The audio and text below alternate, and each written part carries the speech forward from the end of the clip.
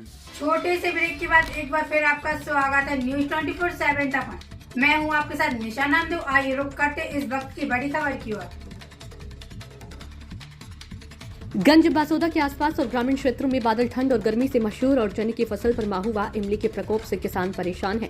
बाद में बोवनी करने वाले किसानों को अभी तक ये दोनों फसल अच्छी स्थिति में दिखाई दे रही थी। अब मौसम में आए बदलाव के चलते दिन में गर्मी और रात में ठंड के साथ छाए बादलों से इन फसलों में माहू के हमले तेज हो गए हैं। चने में इल्ली दिखाई देने लगी है। इससे किसान फसल नुकसान को लेकर चिंतित है। परेशान किसान अपनी फसल को बचाने के लिए खेतों में दवा छिड़क रहे हैं। पहले किसानों का अनुमान था कि मौसम अनुकूल होने से माहू और इल्लियों का प्रकोप नहीं होगा, लेकिन अब दिन में गर्मी और रात में ठंड होने से माहू और इल्ली की संख्या बढ़ सकती है। पौधों पर काले धब्बे दिखाई दे रहे हैं।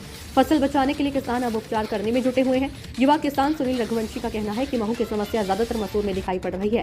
किसी जगह ज्यादा तो किसी जगह कम का प्रकोप है। कहीं कहीं पौधों पर काले धब्बे नजर आ रहे हैं। महू पत्तों सहित तने का रस चूस कर पौधों को सुखा रही है। इससे खेतों में पैदावार प्रभावित हो सकती है। इसी प्रकार चने में छोटी इल्ली दिखाई दे रही है। इससे किसानों की नींद उड़ी हुई है। इल्ली को प्रारंभिक अवस्था में ही नियंत्रित करने के लिए चने की फसल पर छिड़काव करने की तैयारी किसान कर रहे हैं। उनका मानना है कि यदि खेतों में छिड़काव करने में देरी की तो इल्ली बड़ी होने पर नियंत्रण में कठिनाई आ सकती है।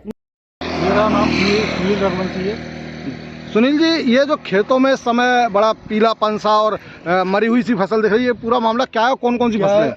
सर मसूर है। हाँ। सरसों में भी बहुत नुकसान हुआ है जिसका पालेगा। हाँ।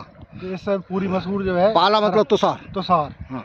पाला पड़ गया है। इससे मसूर तो लगभग आप देख सकते हैं सर। हाँ, निपट गई है। अभी इनका कोई आकलन करने आया पटवारी या कोई नहीं आया अभी। तो धनिया की क्या स्थिति है? धनिया की स्थिति वही है सर, पाला पड़ा है। अच्छा, तो धनिया से मसूर में?